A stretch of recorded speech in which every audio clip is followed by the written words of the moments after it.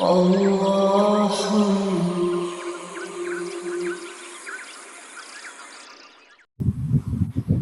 اعوذ باللہ من الشیطان الرجیم بسم اللہ الرحمن الرحیم۔ عزیزان ایمان، آج اگست 1983 کی 5 تاریخ ہے اور درس قرآن کریم کا آغاز سورہ الجمعہ کی آیت 9 سے ہو رہا ہے، 62/9۔ اس آیت کی تلاوت تو میں نے صاحب کا درس میں کر دی تھی، لیکن اس کی تشریح آج کے درس پر ملتوی کر دی گئی تھی، کیونکہ میں نے کہا تھا کہ یہ بڑا اہم ایک بنیادی نقطہ ہے جس کی وضاحت کے لیے زیادہ وقت کی ضرورت ہے، اور وہی آج پیش ہوتا ہے۔ اصل یہ ہے کہ یہ آیتیں بلکہ قرآن کریم پورے کا پورا سمجھ میں نہیں آ سکتا تا وقت ہے کہ ہم مذہب اور دین کا فرق نہ سمجھیں۔ آج اسلام مذہب کی سطح پہ ہے اور یہ سارا کچھ دین کی چیزیں ہیں، تو وہ اس تصور کے اندر فٹ ان نہیں ہوتا۔ اس کے اپنے تصور تھے، اپنے نظریات ہیں، اپنا پروگرام ہے، اپنے احکام و قوانین ہیں جو اسی کے لیے ہیں جسے دین کہا جاتا ہے۔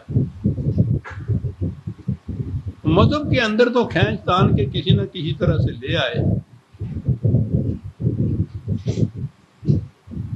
اور پھر ان کی تعویلیں ہوئیں، ان کے اپنے مقصد کے مطابق تفسیریں ہوئیں۔ یہ بنیادی غلطی یہی تھی کہ اس کو دین کی جگہ مذہب سمجھ لیا گیا۔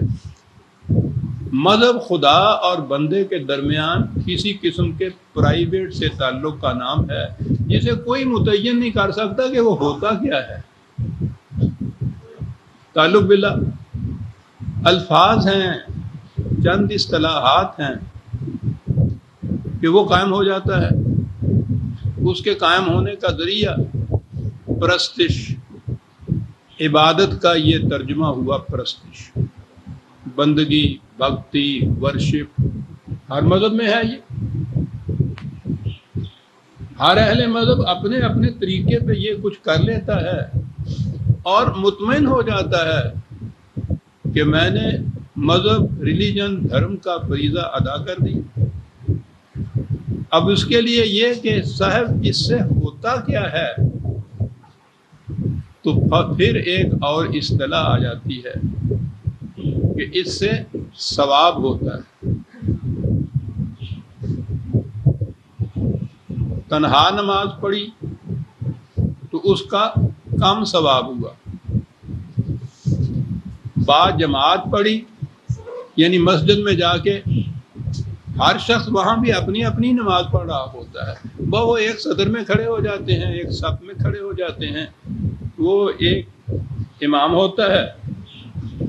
یہ کرتے ہیں کہ بھئی یہ با جماعت پڑھنے سے کیا ہوتا ہے کہ جی زیادہ ثواب ہوتا ہے، یہی کچھ کہتے ہیں نا۔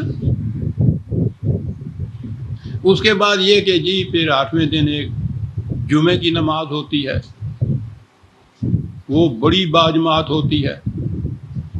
بھئی اس میں شمولیت سے کیا ہوتا ہے کہ اس سے بھی زیادہ ثواب ہوتا ہے، اور ثواب نہ کوئی سمجھا سکتا ہے نہ بتا سکتا ہے کہ ہوتا کیا ہے، اپنے ذہنی چیز ہے یہ۔ وہ مطمئن ہو جاتا ہے یہ کہہ کے کہ یہ زیادہ ثواب ہو گیا مجھے۔ دین میں ہر عمل، ہر حکم، ہر قانون، بلکہ جتنے ارکان کہتے ہیں آپ دین کے، یہ نماز، روزہ، حج، زکوٰۃ جسے کہا جاتا ہے، یہ سارے اپنے نتائج اسی دنیا میں پہلے دکھاتے ہیں۔ یہاں تو یہ صورت ہے کہ بھائی نماز ہو گئی، انہوں نے کہہ دیا مولوی صاحب نے، ہو گئی، کیسے ہو گئی؟ ہاتھ جہاں باندھنا چاہیے تھا وہاں باندھا، ہاتھ جہاں اٹھانا چاہیے تھا جہاں تک وہاں تک اٹھایا، رکوع میں جیسا جھکنا تھا یا وہاں ویسے جھکے، سجدے میں یہ 5 انگلیاں زمین پہ لگیں، یہ سارا کچھ اس طریقے سے کیا۔ اور پھر وہ بھی شرط جو تھی کہ پاجامہ یا پتلون ٹخنے سے اونچی ہوئی، یہ اگر ساری چیزیں ہو گئی ہیں تو نماز ہو گئی۔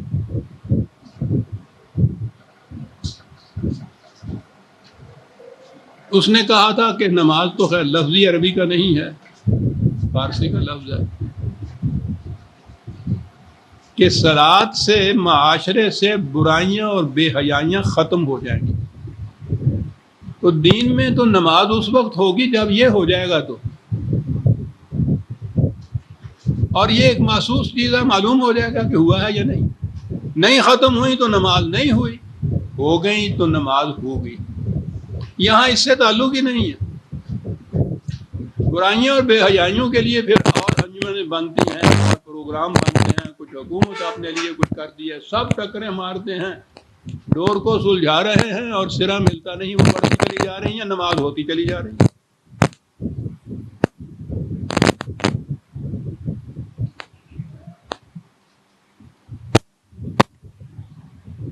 مذہب میں تصور انفرادی نجات کا ہے، میری بخشش ہو جائے، وہ ان چیزوں سے ہو جاتی ہے۔ جیسے وہ ثواب ہے نا، وہ زیادہ سے زیادہ ثواب اپنے ذہن کے اندر آتا جاتا ہے، اور اس کے بعد پھر بخشش، پھر اس کے بعد اس پہ بھی نہیں، وہ اللہ کے فضل پہ ہوتی ہے، حضور کی شفاعت پہ ہوتی ہے۔ وہ بھی اپنے ذہن میں ایک اطمینان کر لیا جاتا ہے کہ ان عقائد سے میری نجات یا بخشش بھی ہو جائے گی۔ یہ ہے ماحصل۔ یہ تو عزیزم دنیا کا ہر مذہب اپنے اپنے طریقے پہ یہ کچھ کرتا ہے۔ کیا ٹچ سٹون ہے، کیا کسوٹی ہے یہ پرکھنے کی کہ آپ کے ہاں کے طریق سے یہ جو آپ نے پرستش کر لی ہے یہ تو اس مقصد کو پورا کرتی ہے، خدا راضی ہو جاتا ہے، اس سے نجات ہو جاتی ہے، بخشش ہو جاتی ہے۔ ہندو جس طرح سے بھکتی کرتا ہے، کرسچن جس طرح سے اپنے یہاں ورشپ کرتا ہے، اس سے یہ نہیں ہوتا۔ کیسے آپ ثابت کر سکیں؟ اور دین یہ کہتا ہے کہ میں جو نظام معاشرے کا یہاں قائم کرتا ہوں، انسانیت کے لیے جو خوش آئند خوشگوار نتائج مرتب ہوتے ہیں عملاً، وہ کسی مذہب کی روح سے نہیں ہو سکتے، انسان کے کسی بنائے ہوئے نظام کی روح سے نہیں ہو سکتے۔ پرکھنا چاہتے ہو تو پرکھ کے دیکھ لو۔ بنا کے دکھا دیا، متشکل کر کے دکھا دیا دین کا نظام نبی اکرم صلی اللہ علیہ وسلم نے، اور اس زمانے کی تاریخ کنٹمپریری جسے آپ کہتے ہیں، ہم اثر تاریخ جو ہے، اس زمانے میں بڑی بڑی یہی دو تہذیبیں تھیں، ایران کی تہذیب اور رومنز کی تہذیب۔ اس نظام نے جب یہ کھڑا ہوا، ان کو تو دھندلا کے گہنا کے رکھ دیا، تہذیبیں ہی وہ ختم ہو گئی، چل ہی نہیں سکتی تھی، چھا گئی یہ تہذیب ساری دنیا کے اوپر۔ یہ ہوا ثواب اس قوم کو، اس سے پرکھا گیا، نہ دھرم والوں کا دھرم سامنے آ سکا، نہ انسانوں کا بنایا ہوا نظام کوئی مقابلے میں آ سکا۔ لِيُظْهِرَهُ عَلَى الدِّينِ كُلِّهِ، قرآن نے کہا ہے کہ یہ دین وہ ہے کہ دنیا میں انسانوں کے بنائے ہوئے ہر نظام پر یہ غالب آ کے رہے گا۔ یہ ہے پرکھ، اور یہ انفرادی چیز تو ہے نہیں۔ ایک سپاہی کتنا ہی ایفیشینٹ کیوں نہ ہو، کتنے ہی صحیح وردی کیوں نہ پہن رکھی ہو، جتنے وہ آرمی کے رول ریگولیشن ہیں ایک سپاہی کے لیے وہ بجا لا رہا ہو، لیکن وہ گاؤں میں صبح اٹھ کے گلیوں میں اگر لیفٹ رائٹ کرتا پھرتا ہے، یہ تو مقصود نہیں ہے، نہ یہ کوئی نتیجہ پیدا کرتا، اسے تو آرمی کی صف میں کھڑا ہونا پڑے گا، وہ آرمی کا جز بنے گا، پھر اس کی یہ ایفیشنسی، صلاحیت اور قابلیت جو ہے وہ نتیجہ خیز ہوگی۔ تنہا یہ سارے سپاہی بھی اپنی اپنی جگہ اپنے اپنے گاؤں میں یہ کرتے پھریں گے، کوئی نتیجہ مرتب نہیں ہوگا۔ یہ مذہب ہے، وہ دین ہے۔ ہر سپاہی کا ایفیشنٹ ہونا بھی ضروری ہے، کیونکہ جب فوج اور فوج کا آپس میں تقابل ہوگا، مقابلہ ہوگا، تو وہ تو یہ جو افراد فوج ہیں، یعنی جن کو آپ سپاہی کہتے ہیں، وہ ان کے جوہر ذاتی، ان کی قابلیت، ان کی ایفیشنسی، ان کی صلاحیت، ان کا کردار، اس پہ بھی تو یہ مبنی ہوگا نا، وہاں یہ کام دے گا، یہ بھی ضروری ہے۔ لیکن اگر یہ کتنا ہی ایفیشنٹ سپاہی کیوں نہ ہو، اپنے گاؤں کے اندر کھڑا بیٹھا ہے، الگ الگ پریڈ کر رہا ہے، اس کی ایفیشنسی کسی کام میں نہیں آئے گی۔ یہ ہے مذہب اور دین میں فرق۔ مذہب کا تو لفظ ہی قرآن میں نہیں آیا، یہ تو بعد میں جب یہ فقہ وغیرہ ہمارے ہاں مرتب ہوئی ہے تو یہ اصطلاح ہی اس وقت ہوئی تھی۔ یہ اصطلاح جو تھی اسلام کے لیے نہیں تھی۔ مذہب کے معنی ہوتا ہے راستہ، طریقہ، جدھر سے کوئی جائے۔ یہ اصطلاح سی علی مذہب ابو حنیفہ، امام ابو حنیفہ کے مسلک کا پیرو۔ یہ جتنے فقہ وغیرہ کے ائمہ تھے نا، یہ ان کے مسلک پر چلنے کا نام مذہب تھا۔ اب اس کے بعد انہی میں سے کسی کے مسلک کے اوپر چلنے کا نام اسلام ہو گیا، تو یہ لفظ اسلام کے لیے بھی استعمال ہونے لگ گیا۔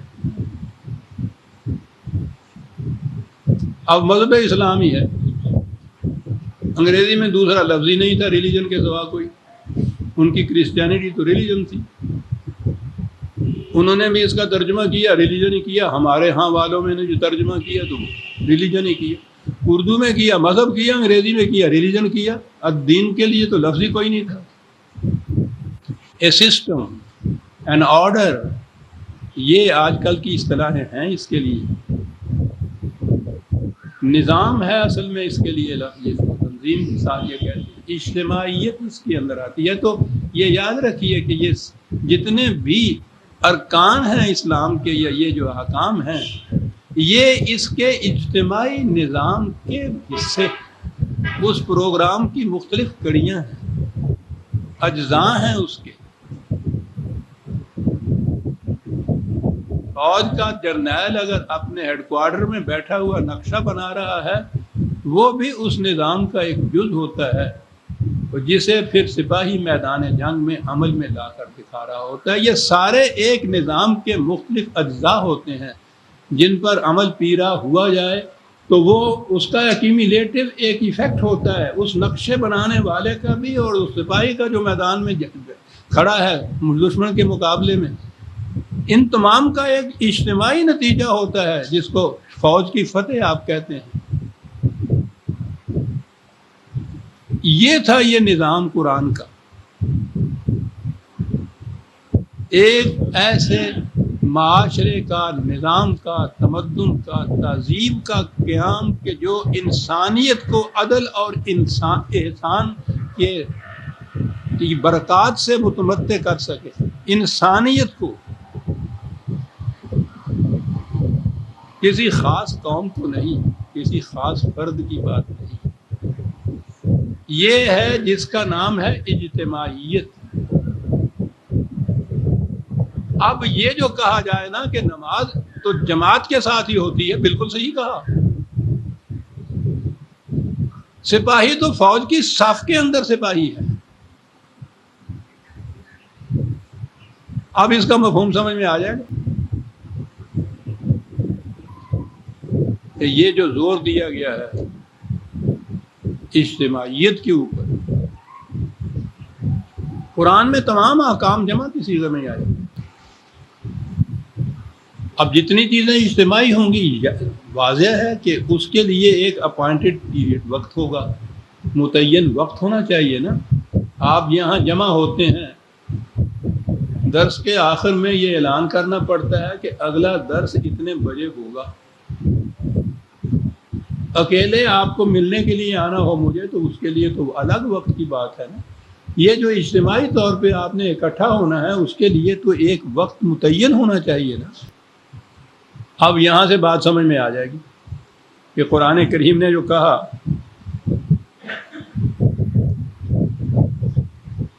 اب اس نے یہ بتانا یہ تھا کہ صلاۃ جسے آپ کہتے ہیں، یہ نہیں ہے کہ انفرادی طور پر جس وقت جس کا جی چاہے اس نے اپنے طور پر نماز ادا کر لی۔ یہ تو اکٹھے ہونے کی بات تھی۔ ایک مقصد کے لیے 4/103 ان الصلاۃ کانت علی المؤمنین کتابا موقوتا. صلاۃ جو ہے یہ ایسا فریضہ ہے جماعت مومنین کا کہ جو اپوائنٹڈ ٹائم کے اوپر ادا کیا جائے گا. یوں بہتر سمجھ سکتے ہیں آپ، جو وقت مقرر کیا گیا ہے اس وقت کے اوپر جمع ہوں گے یہ فریضہ ادا ہوگا. اس کے لیے ایک وقت مقرر کیا گیا.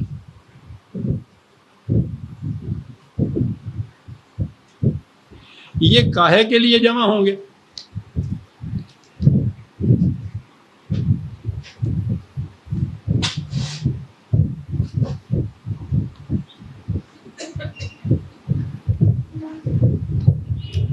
بیالیس بڑا 38 42/38 والذین استجابوا لربہم. کیا بات ہے، استجاب بڑی اہم اصطلاح ہے قرآن کی. جو لوگ خدا کی آواز پر، اس کی دعوت پر لبیک کہتے ہوئے آگے بڑھتے ہیں اور دوسرے مقامات کے اندر ہیں، وہ تو بڑی عجیب آیت ہے سورہ انفال کی. اگر یہی ہے آیت، اگر میں غلط نہیں پڑھتا تو استجیبوا للہ وللرسول اذا دعاکم لما یحییکم. خدا اور رسول کی آواز پر لبیک کہو جب وہ رسول تمہیں اس چیز کی طرف بلائے جو تمہیں زندگی عطا کر دے. یہ دعوت اس نظام کی طرف تھی کہ جو زندگی عطا کر دے، اور ضمناً کہا جا رہا ہے یا ایھا الذین آمنوا، ارباب ایمان، اور ظاہر ہے کہ وہ زندہ تو ہیں. یعنی یہ ایک چیز بڑی غور طلب ہے کہ وہ تو زندہ ہیں جن سے کہا جاتا ہے کہ لبیک کہو خدا اور رسول کی اس دعوت پر، اس بلاوے پر، اس کال پر جو تمہیں زندگی عطا کر دے. زندہ انسانوں سے کہا گیا ہے کہ آؤ اس دعوت کی طرف جو تمہیں زندگی عطا کر دے. تو زندگی اور زندگی میں فرق ہو گیا. یہاں پہلی زندگی تو فزیکل لائف ہے، طبعی زندگی ہے، وہ تو حیوانوں کو بھی میسر ہے، کفار کو بھی میسر ہے، گناہگاروں کو بھی میسر ہے، فاسق و فاجر کو بھی میسر. فزیکل لائف میں تو سب موجود ہوتے ہیں. تو قرآن اس لائف میں جو صرف فزیکل سطح پہ زندگی تھی، ان لوگوں کو آواز دیتا ہے کہ آؤ اس نظام کی طرف جو تمہیں زندگی عطا کر دے. یاد ہوتا ہے مجھے پھر بار بار وہی آ جاتا ہے، وہ بات تو غزل کی ہے، لیکن وہ جو فرق کیا ہے نا وہ شاعر نے، وہ بڑا عمدہ فرق ہے کہ زندگی عمر بھر نہیں ہوتی. عمر اور زندگی میں فرق کیا ہے اس نے. عمر طبعی سن و سال کا نام ہے. کتنی عمر ہو گئی جی؟ 60 سال کی ہوگی. 60 سال کی. اس 60 سال میں زندگی کے دن کتنے ہیں تمہارے؟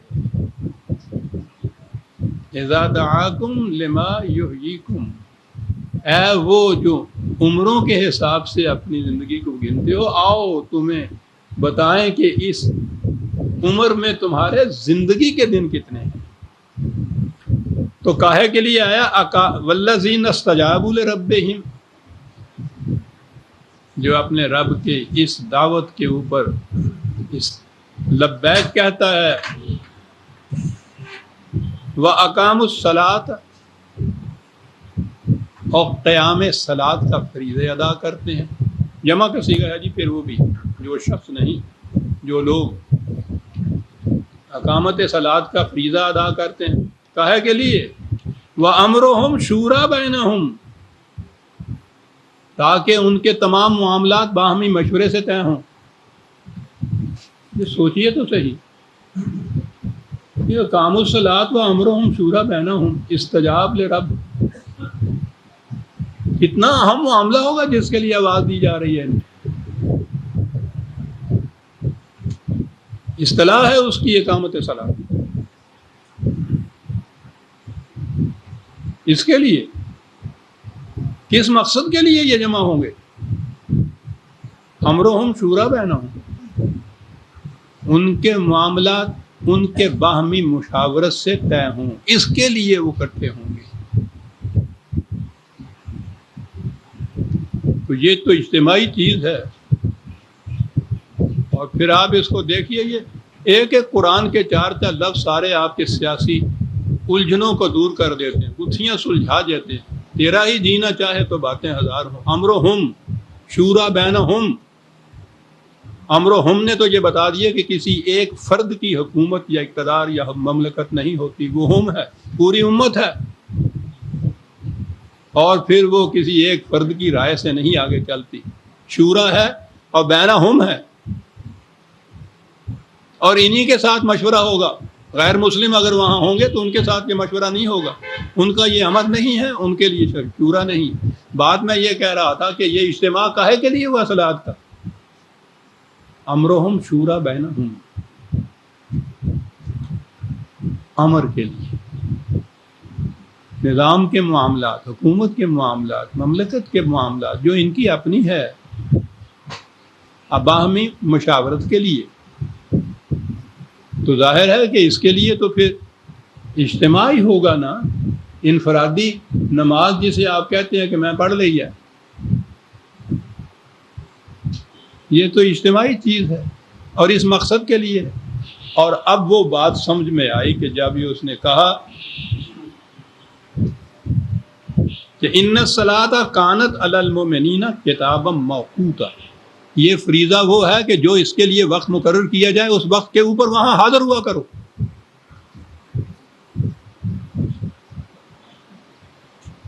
جو وقت میں مقرر کرے، مملکت حکومت مقرر کرے گی، سربراہ مقرر کرے گا، وہ نظام مقرر کرے گا اجتماع کے لیے.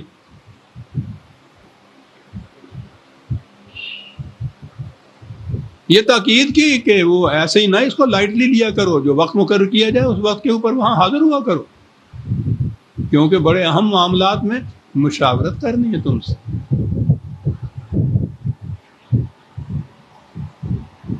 اب سمجھ میں بات آ گئی کہ یہ کتاب موقوتہ کیوں.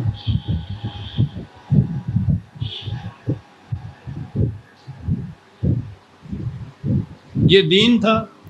میں نے عرض کیا کہ ہمارے ہاں کی تاریخ بھی، وہ تو دین تو ایک طرف جو عام تاریخ کا بھی اصول ہوتا ہے اس پہ بھی پوری نہیں اترتی. 250 سال بعد میں جا کے بغیر کسی قسم کے پریویس ریٹن ریکارڈ کے، تحریری کوئی مسئلہ نہیں تھا، 200-250 سال بعد جا کے حدیثیں مرتب ہوئیں.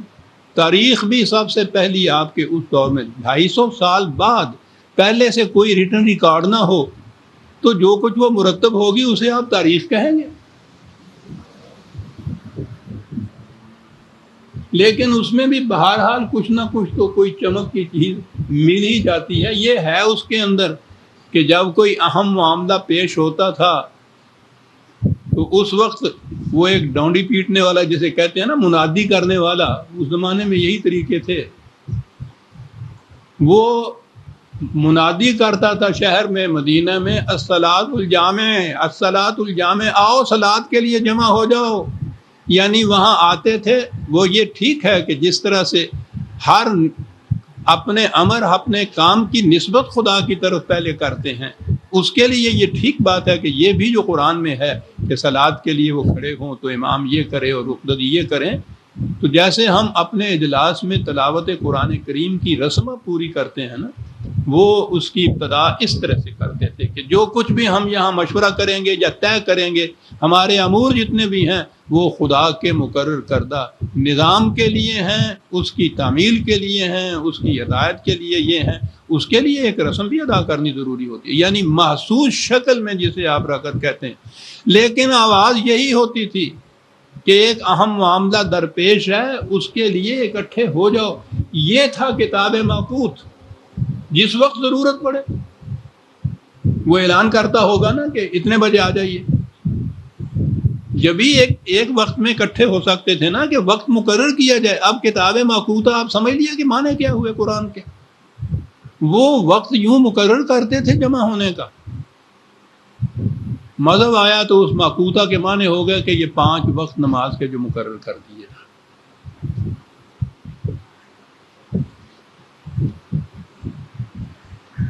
یہ ہو گیا اس نماز کے لیے کہ جو محض ثواب کی خاطر پڑھی جاتی ہے. اس میں اجتماعی نتائج یا نظام کی کوئی صورت نہیں ہوتی۔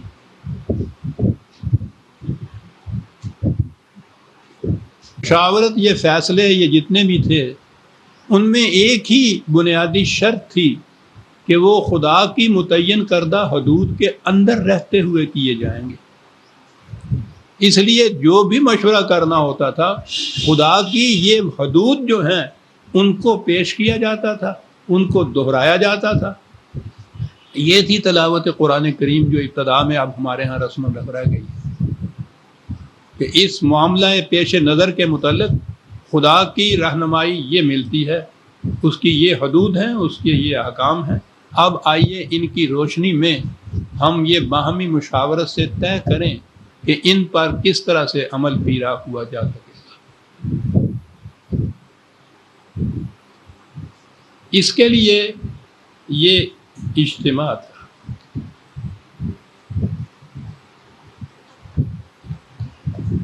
اور یہی وہ اجتماع ہے جس کے لیے یہ سورہ جمعہ ہمارے سامنے جو آئی ہے۔ یا ایھا الذین آمنوا اذا نودی للصلاۃ من یوم الجمعۃ فاسعوا الی ذکر اللہ وذروا البیع۔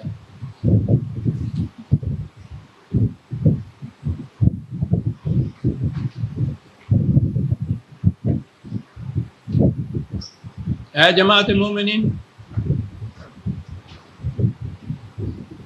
جب تمہیں، میں وہ یوم الجمعہ کے لفظ حیثیت بھی رکھتا ہوں، یوم الجمعہ کی صلاۃ کے لیے آواز دی جائے تو یہ بڑا اہم اجتماع ہے۔ جو کام بھی اس وقت کر رہے ہو اس کو چھوڑ دو،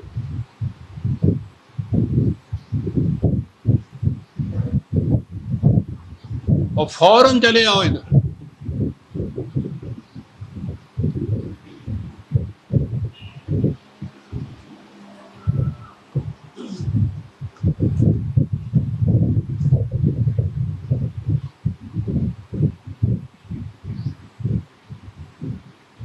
یوم کے معنی دن بھی ہوتا ہے، یہ بڑا وسیع المعنی لفظ ہے عربی زبان کا۔ ایک دن تاریخ کا ایک پورا وقفہ، ایک سٹیج، ایک پیریڈ، ایک زمانہ، ایک دور، ایک عہد، اور وقت کا تھوڑا سا لمحہ بھی۔ جب ہم بھی کہتے ہیں نا کہ اس وقت میں نے یہ سوچا، تو یہ وقت جو ہوتا ہے اس کے معنی وہ ذرا سا لمحہ ہوتا ہے۔ یہ یوم ان معنی میں بھی آتا ہے عربی زبان میں، کسی مقصد کے لیے متعین وقت جو ہے وہ بھی اس کا یوم ہے۔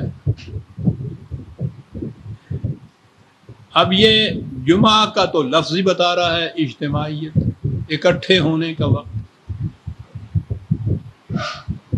اس نظام کے انداز میں لیا جائے تو یہ ہوگا وہی نودی للصلاۃ من یوم الجمعہ۔ اجتماع کے وقت کے لیے جب تمہیں بلایا جائے، آواز دی جائے، تو کام کاج چھوڑ کے فوراً آ جایا کرو۔ یہ اجتماعیت تو ہر صلاۃ کے لیے بھی تو یہ ہو جاتی ہے، اس کے بھی یہ تو آواز دینی ہوتی ہے۔ یہ انفرادی صلاۃ یا انفرادی نماز، یہ تو ہم نے کہا کہ یہ تو تصور ہی نہیں ہے۔ قرآن تو کہتا ہے وَارْكَعُوا مَعَ الرَّاكِعِينَ، یہ تو اجتماعی چیز ہے، باقیوں کے ساتھ مل کے کچھ کرنا ہے۔ اس اعتبار سے تو ہر اجتماع کے لیے جو وہ آواز آئے گی اسلامی مملکت یا حکومت کی طرف سے، اس آواز کے اوپر لبیک کہتے ہوئے فوراً اکٹھا ہونا پڑے گا۔ یہ جسے کہیں گے نا کہ ونس فار آل، قیامت تک کے لیے یہ اوقات مقرر کر دیے۔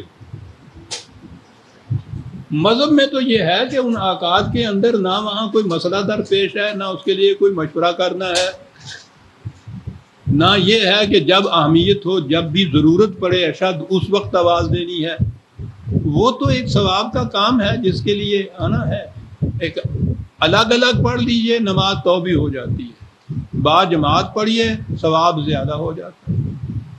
وہ مملکت، وہ حکومت، وہ اس کے مشورے، وہ اس کی سیاست، اس کا تو اس سے دخل ہی نہیں. ثنویت ہے، وہ کام حکومت کا ہے، وہ کرتی رہے. یہ مذہب والوں کا کام ہے. سربراہ مملکت اور ہے، نماز کا امام اور ہے، دین میں دونوں ایک ہوتے ہیں.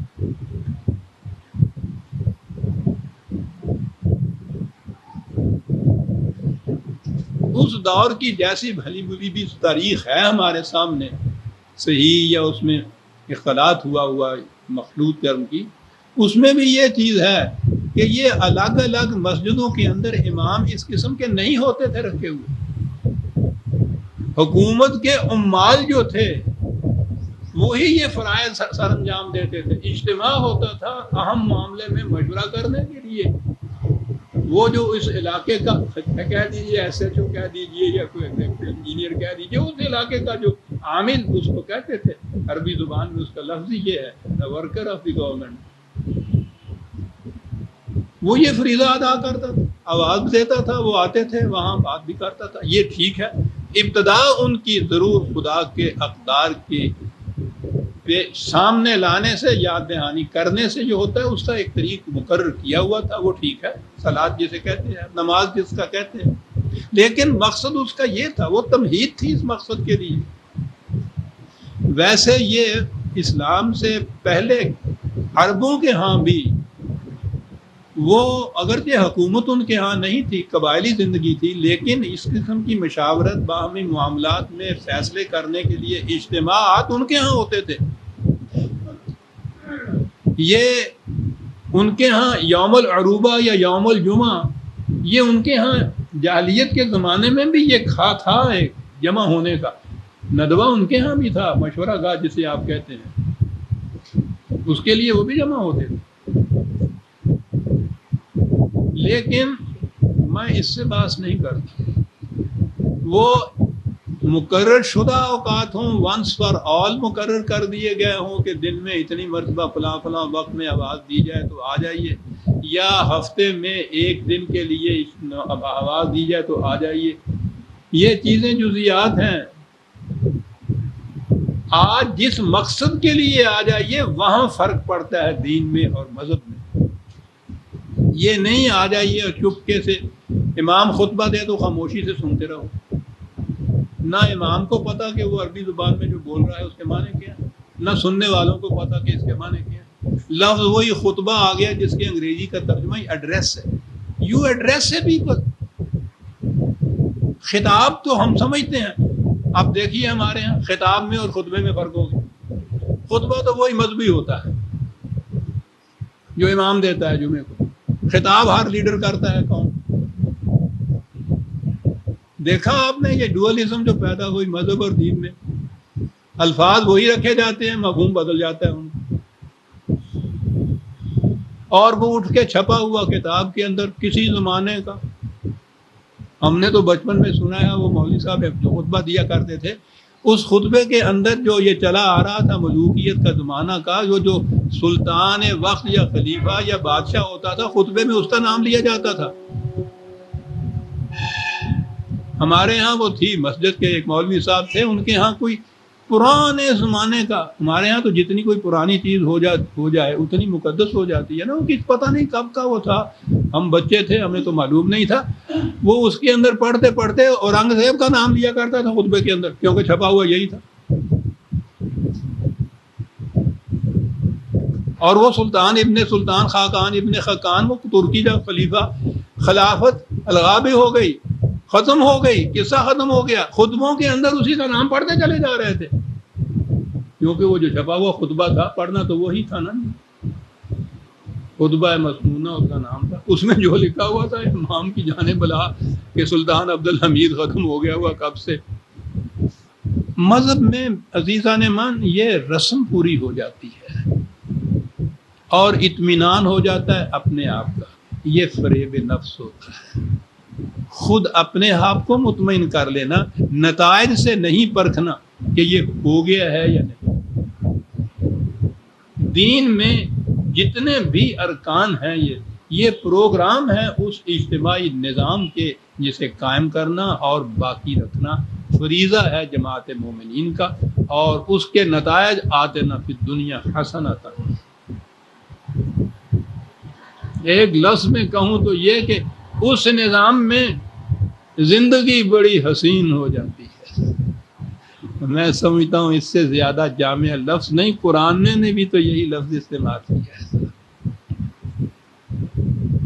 اور عاقبت اس کے ساتھ فی الآخرت حسنہ، یہ زندگی بھی حسین ہو جاتی ہے، مستقبل کی زندگی بھی حسین ہو جاتی ہے۔ زندگی سے تعلق ہے ان تمام ارکان کا جو دین کے، جو قرآن نے متعین کیے ہیں۔ ایک فرد کے ذاتی اطمینان کی بات نہیں ہے، یہ تو ہر فرد اپنے طور پر اس اطمینان کو حاصل کر لیتا ہے۔ یہ جو کسی مذہب سے بھی متعلق نہیں ہوتے، یہ جپسی یا خانہ بدوش اور اس قسم کے لوگ، ان کے ہاں بھی جا کے دیکھیے تو وہ ڈگڈگی بجا کے صحیح، گھڑا پیٹ کے ہی صحیح، ناچ کود کرنے سے صحیح، وہ بھی اپنا اطمینان کر لیتے ہیں۔ اپنا اطمینان تو کوئی کرائیٹیرین یا معیار نہیں ہے کسی چیز کے سچے یا غلط ہونے کا، معیار تو وہ نتائج ہیں جو وہ پیدا کرتا ہے۔ جسے قرآن نے کہا ہے کہ تباہی ہے ان نمازیوں کے لیے جو نماز سمجھتے ہیں کہ یہ جو ارکان محسوس ہیں اس کا نام صلاۃ ہے، اس کے مقصد کو نظر انداز کیے ہوئے ہیں، نماز یہ پڑھتے ہیں اور رزق کو جو بہتے ہوئے پانی کی طرح ہارے کے لیے ہونا چاہیے تھا اس پر بند لگا کے بیٹھ جاتے ہیں۔ تباہی ہے ان نمازیوں کے لیے، قرآن کہتا ہے۔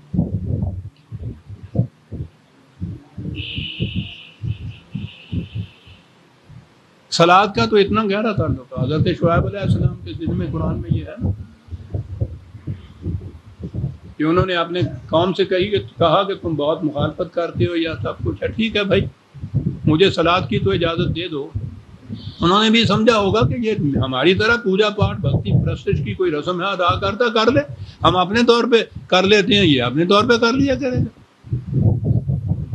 اور قرآن نے بات یہاں سے کہی کہ انہوں نے یہ کہا کہ شعیب ہم نے تو یہ سمجھا تھا نماز کا، کیا تیری صلاۃ ہمیں اس کی بھی اجازت نہیں دیتی کہ ہم اپنے مال کو بھی اپنی مرضی کے مطابق خرچ کر سکیں؟ کیا بات ہے، شعیب کی صلاۃ دین کی صلاۃ،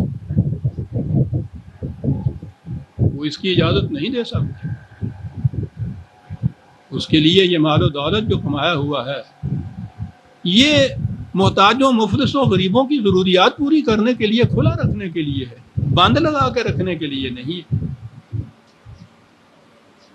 ساہون صلاۃ کا مقصد نہیں، ہم یراؤن، جو چیزیں لوگ دیکھ سکتے ہیں یہ وہ کچھ کر دیتے ہیں اور سمجھ لیتے ہیں کہ ہم نے صلاۃ کا فریضہ ادا کر دیا۔ صلاۃ کا فریضہ یوں ادا کیا اور جا کے اور پانی کے چشمے کے آگے بند لگا کے اس کو اپنے کھیت کی طرف موڑ دیا۔ ویل للمصلین، یہی نہیں کہ ان کو اس کا کوئی اجر نہیں ملے گا، تباہی ہے ان مصلین کے لیے۔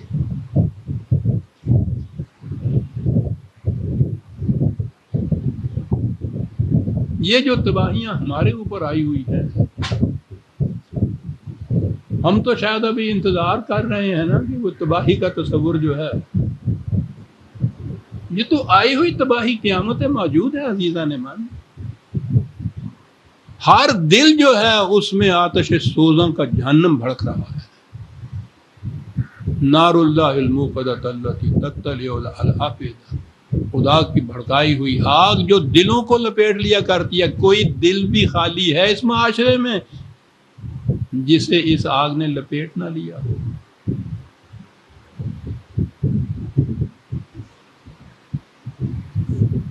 نماز پڑھنے والے مسلمین کی تعداد تو کم نہیں ہے، کم ہو بھی تو کوششیں یہ ہو رہی ہیں کہ ان میں اور اضافہ ہو جائے، اور وہ جتنا کچھ کر رہے ہو اس نے کیا کر کے دکھا دیا کہ جو اور اس میں اضافہ کر دو گے تو۔ اضافہ کرنے والے جو ہیں وہ اسلام کے احیاء کے لیے مطمئن ہو جاتے ہیں کہ ہم نے بہت کچھ کیا، وہ پڑھنے والے اپنے طور پہ مطمئن ہو جاتے ہیں، اور یہ تباہیاں بڑھتی چلی جاتی ہیں۔ عزیزان من، یہ میرے کہنے کی بات نہیں، قرآن نے جب کہا ہے کہ صلاۃ کا پہلا کرائٹیرین معیار یہ ہے کہ اس معاشرے سے برائیاں اور بے حیائیاں ختم ہو جاتی ہیں، اس صلاحیت کو وہ قائم کرو کہتا ہے، وہ تو پڑھو تو نہیں کہتا ہے. قیام ہے، اسٹیبلش کرنا ہے کسی ایسی چیز کو جس سے یہ برائیاں اور بے حیائیاں ختم ہو جائیں، وہ کرو. وہ ایسا کرنا ہے کہ وہ صلاۃ والا مطمئن نہ ہو جائے کہ میں نے معصوص حرکات ادا کر دی تو صلاۃ ہو گئی. کہا یہ نہیں، اگر وہ رزق کے بہتے ہوئے سرچشمے پہ بند لگا لیتا ہے تو اس کی یہ صلاۃ جو ہے تباہی کا موجب ہے، تو فرد کا ہی نہیں معاشرے کی تباہی کا موجب. یوم الجمعہ تو میں نے عرض کیا کہ خواہ یہ 8ویں دن مقرر کر دے وہ حکومت، خواہ کسی وقت اس کے لیے اپوائنٹ کر دے. اپوائنٹڈ آور جو ہوگا جب اس کے لیے آواز دی جائے، پکارا جائے، فَاسَوْا إِلَىٰ ذِكْرِ اللَّهِ وَذَرُوا الْبَيْعَ، چھوڑ دو کام کاج، بہت اہم معاملہ ہے جس کے لیے تمہیں بلایا جائے. ذَلِكُمْ خَيْرٌ لَكُمْ إِن كُنتُمْ تَعْلَمُونَ. ذرا سا بھی سوچ سمجھ کے بات اس پہ غور کرو تو تمہیں پتہ چل جائے کہ یہ کتنی بہتر بات ہے جس کے لیے بلایا جا رہا ہے. فَإِذَا قُضِيَتِ الصَّلَاةُ فَانتَشِرُوا فِي الْأَرْضِ، اور جب پھر یہ صلاۃ ختم ہو جائے یہاں تو ٹھیک ہے، پھر جاؤ کام کاج کرو. وَابْتَغُوا مِن فَضْلِ اللَّهِ، تلاش معاش میں نکلو، سب کچھ کرو جو پہلے کر رہے تھے. یہ اس کے لیے ہے جو تمہیں بلایا گیا تھا. عجیب بات ہے، یہاں یہ ہے کہ جاؤ دنیا میں چلو پھرو نکلو تلاش رزق میں، اور کہا ہے وَاذْكُرُوا اللَّهَ كَثِيرًا. یہ ذکر اگر تم نے سننا ہے، ہمارے ہاں آج تو ذکر وہ ہے نا، وہ جو ضربے لگاتے ہیں، نہ آپ سون دینے نہ اگلے نو سون دینے. ذکر یہ ہو گیا. یہاں پہلے کہا ہے فَاسَوْا إِلَىٰ ذِكْرِ اللَّهِ، اس کے لیے بھی ہے. اور اس کے بعد یہ ہے کہ یہاں سے یہ کچھ کرنے کے بعد جب نکل جاؤ تلاش روزگار میں چلو پھرو تو وہاں اس سے بھی زیادہ ذکر کرو،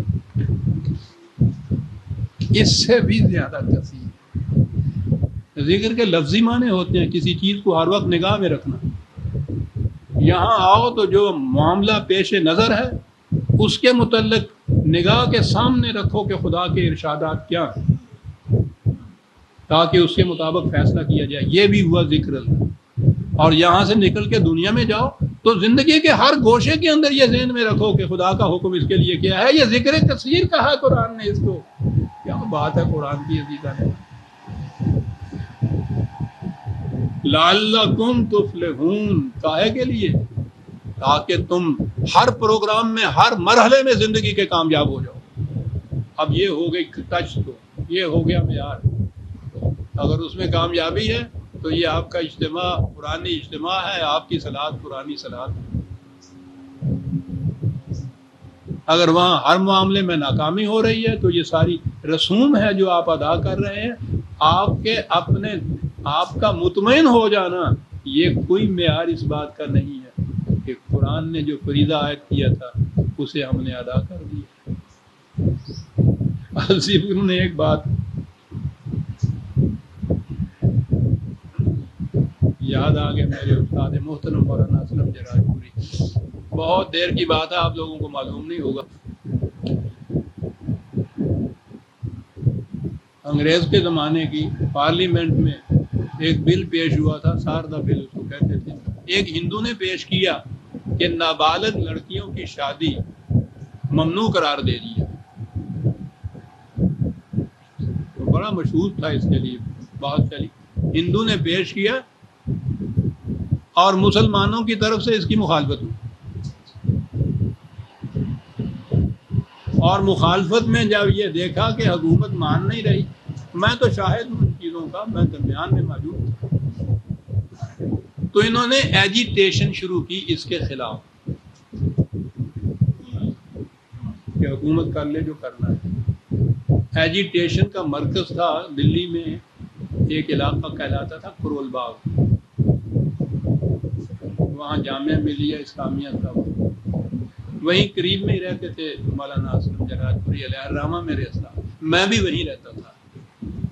تو وہاں ایجیٹیشن جو شروع ہوئی اس کا طریق یہ تھا، اور حیرت ہوتی ہے آج ہم کس کا نام لیں. یعنی صرف یہ مولوی صاحبان ہی نہیں تھے، مولانا محمد علی جوہر جیسا شخص آکسن کامریڈ کا ایڈیٹر تہلکا مچا رکھا تھا جس کی انشا پردازی نے، صحافت نے، سیاست میں در و دیوار، پارلیمنٹ کے، یورپ کی پارلیمنٹ کے در و دیوار ہلا دینے والے شخص، وہ اس ایجیٹیشن کا ہیڈ تھا اور کرتے کیا تھے؟ اعلان ہوا تھا کہ اپنے بچے بچیوں کو جن کا تم نکاح کرانا چاہتے ہو لیے آؤ. 6 مہینے کے بچے گود میں اٹھائے ہوئے لیے چلے آ رہے ہیں لوگ، تانتا بندھا ہوا ہے.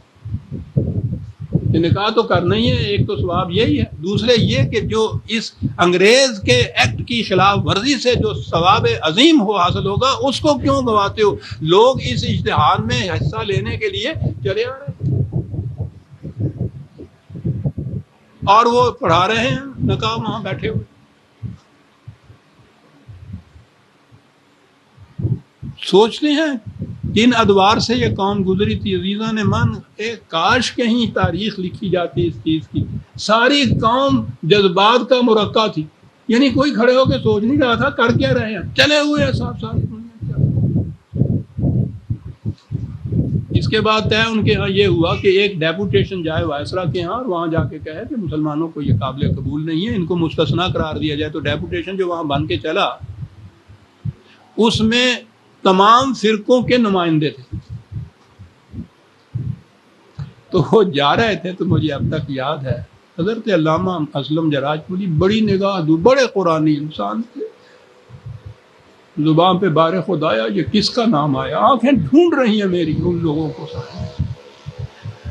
کہنے لگے، طبیعت میں شگفتگی بھی تھی، کہنے لگے یہ ہماری تاریخ کا عجیب ایک سانحہ ہے کہ مسلمانوں کے ان مختلف فرقوں کا جب بھی کبھی اجتماع ہوا ہے باطل پہ ہوا ہے. کیا دیکھ رہے ہیں؟ مجھے کہا ہر فرقے کا نمائندہ موجود ہوگا. یہ کہنے کے لیے جا رہے ہیں کہ نابالغ کی شادی جو ہے ہمارے یہاں ممنوع نہ قرار دی جائے. ہر فرقہ اس میں متفق ہے. نکاح ہر فرقے کا الگ الگ ہوتا ہے ان کے یہاں. کیا بات کہ ہماری تاریخ کا یہ عجیب سانحہ ہے کہ مختلف فرقوں کا جب بھی اجتماع اس میں ہوا بادل پہ ہوا ہمیشہ. ایک احیاء اسلام کی یہاں بھی بات ہوئی کہ چھٹی اتوار کے دن کی نہیں جمعے کے دن کی جائے. بڑا چرچا ہوا سا. پھر کہو کہ پنجابی کہنے بڑی مال ماری جناب جدو فیصلہ کرتا ہے. بڑی مبارکباد. یہ سب جمعے کے دن کی چھٹی ہو. پہلے تو ہفتے میں ایک دن کی چھٹی یہ تصور ہی یہودیوں کا تھا. اس کو ہولی ڈے کہتے ہیں نا، مقدس دن. تورات میں یہ ہے نا کہ خدا نے 6 دن میں یہ ساری کائنات بنائی اور تھک گیا. یہ قرآن تورات میں ہے. اور 7ویں دن پھر اس نے آرام کیا اور وہ دن تھا سبت کا، یعنی سیٹرڈے. تو 7ویں دن چونکہ اللہ میاں بھی سارا دن سوتے رہے، اس لیے ان کے اتباع میں اس دن کاروبار یہ بھی بند رکھتے تھے اور اس کا نام تھا ہولی ڈے، 7ویں دن. تو شروع میں تو آپ کو شاید اس تاریخ کا پتہ نہ ہوگا. یہ عیسائیت جو ہے یہ الگ ان کے قوانین نہیں تھے، یہودیوں کے قوانین ہی کو فالو کرتے تھے. یہ بھی اسی دن کو آف ہوتے تھے، چھٹی مناتے تھے. بعد میں جب ان کے ہاں آپس میں مخاصمت ہوئی ہے تو پھر عیسائیوں نے یہ طے کیا کہ ہر وہ چیز جو یہودیوں کی ہم اس کے خلاف جائیں گے. ان کے ہاں سور حرام ہے، ہم سور کھائیں گے. انہوں نے کیا، انہوں نے جاؤ کھاندے پھر. ان کے ہاں ختنہ کیا جاتا ہے، ہمارے یہاں ختنہ بند ہے. یہ اس طرح سے عیسائیوں کے یہاں یہ کام بنے ہیں ضد میں. یہ ہفتے کے دن چھٹی کرتے ہیں، ہم اتوار کو کریں گے. تو وہ چھٹی وہ یوں ہوتی تھی. اب آپ کے ہاں وہ چلی آتی تھی ایک رسم اتوار کی چھٹی. انہوں نے کہا کہ اسلامی چھٹی ہونی چاہیے. جمعے کے دن چھٹی، کاروبار بند. اگر یہ معاشرتی مسئلہ ہوتا تو ٹھیک ہے، ایک دن ہفتے میں آف کر لیجیے. جمعہ سوٹ کرتا ہے وہ کر لیجیے. نہیں، یہ اسلامی ہے اور اسلامی کی جو سند ہے، خدا کا قانون، خدا کا قرآن جو خدا کی کتاب ہے، اس میں یہ ہے کہ جب جمعے کی نماز کے لیے آواز دی جائے تو کاروبار چھوڑ کے ادھر آ جایا کرو.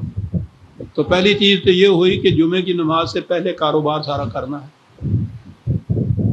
اور اس کے بعد یہ ہے کہ جب نماز ختم ہو جائے تو فسو علاج، پھر جاؤ کاروبار میں اور تلاش معاش میں نکل جاؤ کہ اس کے بعد بھی کاروبار کرنا ہے۔ وہ تو جمعے کے یعنی عجیب اتفاق ہے کہ اس کے متعلق قرآن میں یہ ہے کہ اس نماز سے پہلے بھی کاروبار کرو، نماز کے بعد بھی جاؤ کاروبار کرو، صرف نماز کے لیے ہے جو وقت تھا۔ اب یہ جو اس قسم کی چیز کے پہلے بھی کاروبار بند رکھو بعد میں بھی کاروبار بند رکھو، یہ تو قرآن کے اس حکم کے خلاف جا رہا ہے، یہ احیاء اسلام اور جس پہ تمام فرقے متفق تھے۔ فَسَعُوا إِلَىٰ ذِكْرِ اللَّهِ لَعَلَّكُمْ تُفْلِحُونَ، تاکہ تم کامیاب ہو۔ کہتا ہے ان کی کیفیت یہ ہے، نئے نئے ابھی مسلمان ہوئے ہیں، ان کی حالت یہ ہے وَإِذَا رَأَوْا تِجَارَةً أَوْ لَهْوًا انفَضُّوا إِلَيْهَا وَتَرَكُوكَ قَائِمًا قُلْ مَا عِندَ اللَّهِ خَيْرٌ مِّنَ اللَّهْوِ وَمِنَ التِّجَارَةِ وَاللَّهُ خَيْرُ الرَّازِقِينَ۔ یہ ضروری نہیں کہ یہ جمعے کے خطبے کے متعلق ہی یہ بات ہو، بات عام کی ہے قرآن نے۔ یہ بھی معلوم نہیں کہ یہ خصوصیت سے یہ منافقین جو اس زمانے میں آتے تھے ان کی حالت تھی، یا قرآن نے یہ کہا ہے کہ یہ بدو لوگ جو نئے نئے مسلمان ابھی ہوئے ہیں ان سے کہیے کہ اپنے آپ کو یہ نہ کہا کریں کہ ہم ایمان لے آئے ہیں، ان سے کہو یہ کہا کریں کہ ہم تو اس مملکت کے سامنے جھک گئے ہیں، سرنڈر کر دیا ہم نے اپنے آپ کو۔ وَلَمَّا يَدْخُلُ الْإِيمَانَ فِي قُلُوبِهِمْ، ایمان ان کے دل کی گہرائیوں تک ابھی نہیں پہنچا تو ابھی نہ مومن کہیں اپنے آپ کو، بعد میں یہ ہو جائے گا لیکن ابھی تو نہ یہ کہیں۔ تو یہ ہو سکتا ہے کہ یہ مجمع جو تھا اس میں یہ لوگ بھی موجود ہوتے ہوں گے، وہ کچے ایمان والے۔ کہا ان کی صورت یہ ہے کہ بیٹھے ہوئے ہوتے ہیں یہاں، باہر اگر کوئی تجارت کا قافلہ آ گیا تو ان کے ہاں تو ہر وقت مارکیٹ نہیں ہوتی تھی نا، قافلے آتے تھے تو اس وقت ہی خرید و فروخت فوراً ہو جاتی تھی، اور جو پہل کر لیتا تھا اس کو زیادہ منفعت ہوتی ہوگی۔ قافلہ کوئی آ جاتا تجارت کا، یا ویسے ہی کوئی بندر نچانے والا ڈگڈگی بجاتا ہے کہ ہمیں ان کی یہ صورت ہے کہ تو کتنی اہم بات کیوں نہ کر رہا ہو، تجھے چھوڑ جاتے ہیں اور ادھر بھاگ جاتے ہیں۔ ان سے کہو کہ جس بات کے لیے تمہیں خدا یہاں بلا رہا ہے اور جو تمہیں وہ دے رہا ہے وہ تجارت کے نفع سے بھی زیادہ منفعت بخش ہے، اور یہ جو اس قسم کا کھیل تماشا ہے اس سے بھی زیادہ زندگی کے لیے زیادہ لذیذ اور انسب ہے۔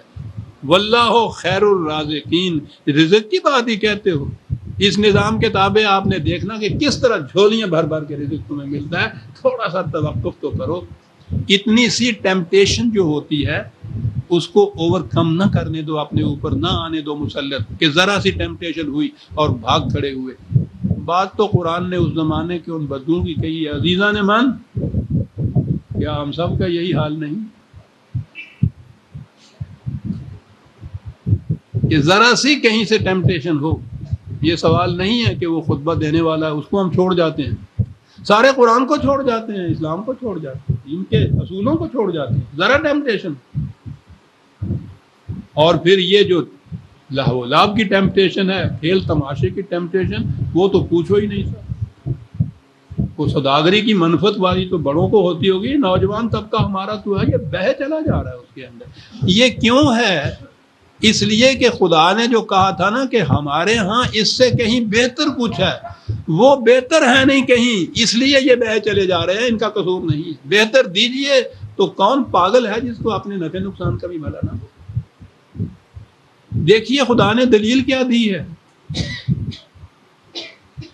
کہ جس چیز کے پیچھے یہ لپک کے جاتے ہیں ہم اس سے بہتر دیتے ہیں ان کو، اور اگر ذرا سے بھی عقل و ہوش سے کام لیں تو نظر آئے گا کہ بہتر کو چھوڑ کے کمتر کی طرف جانا تو اچھی سوداگری، اچھا کاروبار نہیں ہے ساری۔ سورہ جمعہ کی یہ آیت آخری تھی، یہ ختم ہو گئی، قریباً وقت بھی وہ ختم ہو گیا، اگرچہ ہم نے بات دیر میں شروع کیا تھا لیکن ختم ہوا ہے۔ ہم سمجھتے ہیں کہ اگلی آیت کو اگلے درس میں لے لیا جائے، وہ سورہ منافقون سے ہم شروع کریں گے۔ وہاں بھی ابتدا ہی میں پہلی آیت میں ایک بڑا اہم نفسیاتی سوال ہے جو حل کیا گیا ہے، اسے ہم آئندہ جمعے کا رکھتے ہیں۔ ربنا تقبل منا انک انت السمیع العلیم۔